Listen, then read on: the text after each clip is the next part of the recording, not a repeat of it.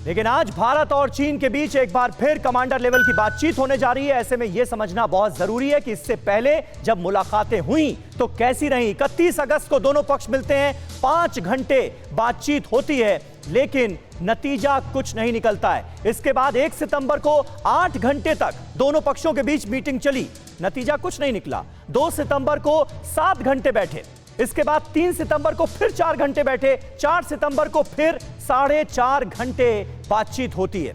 6 सितंबर को फिर 4 घंटे तक मीटिंग चली और 21 सितंबर को तो जो बैठक हुई, यानी इससे ठीक पहले की, आज जो मीटिंग होने वाली है उससे ठीक पहले 21 सितंबर को मिले थे तो 14 घंटे बैठे थे, लेकिन उसके बावजूद भी नतीजा सिफर रहा।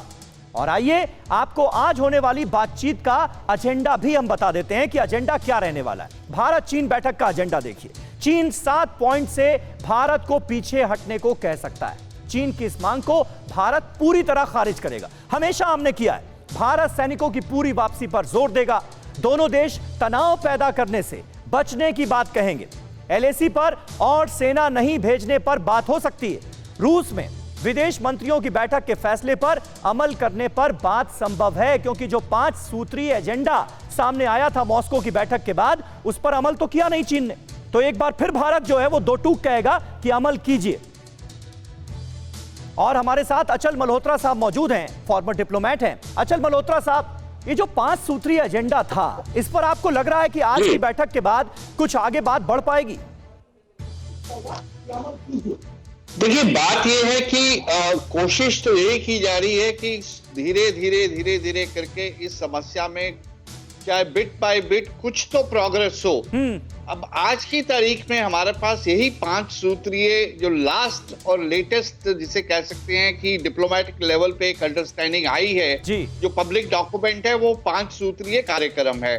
तो जाहिर है कि इसको रिव्यू किया जाएगा और इस पे देखना है कि इस पे कितनी प्रोग्रेस हुई, किस साइड ने कहां तक जो है आगे बढ़ने की कोशिश करी।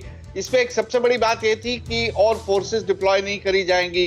बाकी तो सब जो है वुहान स्पिरिट की बात करी गई थी। और मुद्दा मेन यही है कि ऑन ग्राउंड जो फिजिकल पोजीशंस है दोनों साइड्स की, अब उसको स्ट्रैटेजिक इंटरेस्ट और मिलिट्री इंटरेस्ट को देखते हुए कहां तक दो साइड्स जो है आपस में एक म्यूचुअली एक्सेप्टेबल नतीजे पे पहुंच सकती है। सारा मुद्दा वहां अटका हुआ है। और अब चाहे कुछ भी कहें, हकीकत यह है कि ये जो मसला है, दुनिया के जो 7 या 8 मेजर फ्लैश पॉइंट्स हैं, उसी तरह अब ये इंडिया और चाइना का जो मुद्दा है वो एक फ्लैश पॉइंट बन चुका है।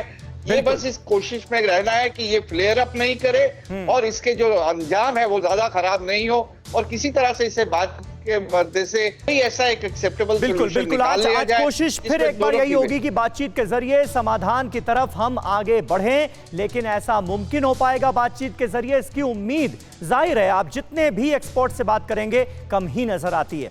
फिक्र आपकी, सोमवार से शुक्रवार रात 9 बजे सिर्फ TV9 भारतवर्ष पर।